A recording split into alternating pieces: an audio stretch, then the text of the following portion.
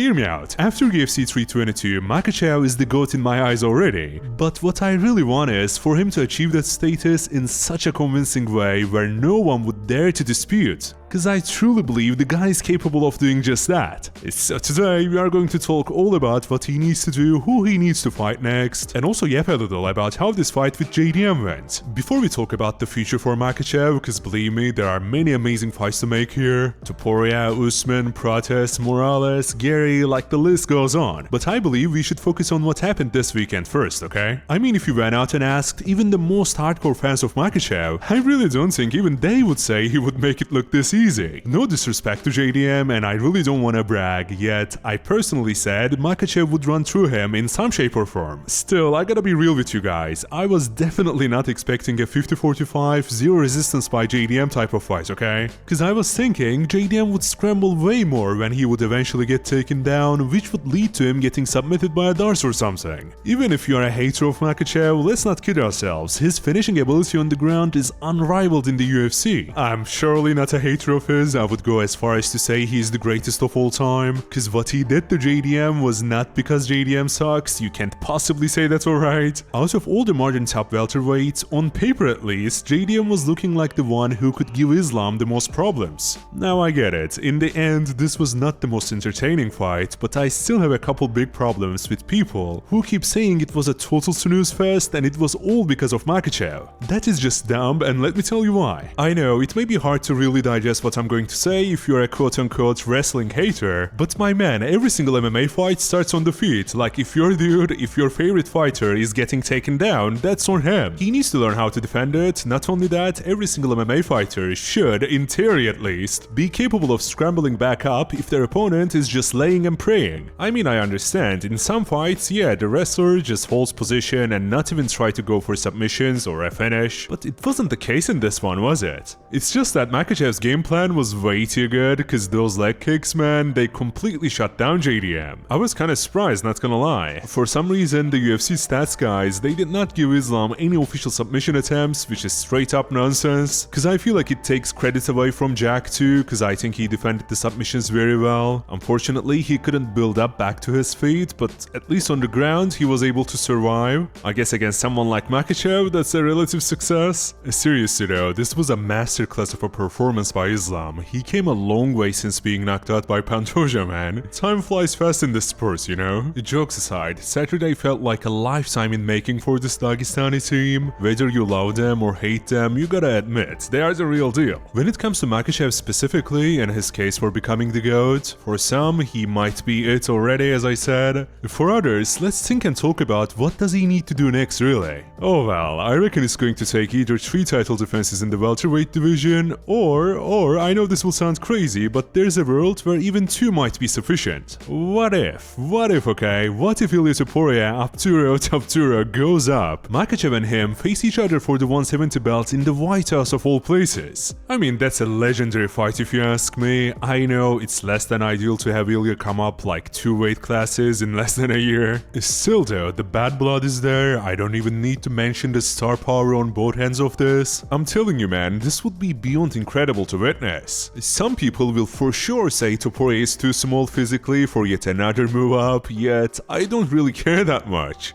If the UFC is willing and able to pull this fight off, I would say we should just sit back and enjoy the fireworks. Ever since Makhachev and Topuria started talking about each other, I've always said it would not be close and Makhachev would just maul him. I had that opinion when it was like being talked about for lightweight, and I still hold that opinion. At the end of the day though, Ilia has the raw talent when it comes to his wrestling to potentially get back up at least a couple times. So from there, it will just be a question of, can Ilia knock out Makhachev in a short amount of time? I wanna know the answer to that, you do too, right? Not because I want either of them to lose, but for them to get their credit in regards to how good they are. Cause think about it, if Ilia indeed knocks Makhachev out, no one can ever touch him, man, literally and figuratively. He would just be a certified legend. At the same time, what I think is way more likely to happen is Makhachev doesn't even end up in a bad position on the feet, he destroys Ilia's legs, goes for a takedown and submits him pretty easily. I know that take may sound like it has a little bit of recency recency bias baked in it. Still, that's truly what I think, cause I feel like people tend to underrate Makhachev's striking defense by quite a lot. He's not a wrestler who is just clueless when it comes to striking. I mean, I don't want to kick a guy who is already down, but look at what Sean Brady did. Unlike Makhachev, although Sean is a great grappler, he looks lost when he tries to strike. It was sad to see him get little broed by Morales so completely, not gonna lie. You will never ever see Islam look like that. I don't want to get too sidetracked, but since we started talking about it, and it's the same division after all, let me tell you one thing about that fight between Sean and Morales. If we are being honest with ourselves, all Morales had to do was to have that weird stance, like really leaning in. By doing just that, he didn't give Brady easy access to his hips, and boom, Sean just crumbled. Now I'm telling you, even if Makhachev struggles to keep an opponent down, this can be Topuria or some other fighter. I think that is very unlikely, by the way, now that he's in a weight class where he doesn't have to drain himself like crazy. Anyway, even if it somehow happens, he is more than capable of both defending himself and hurting his opponent back with his striking.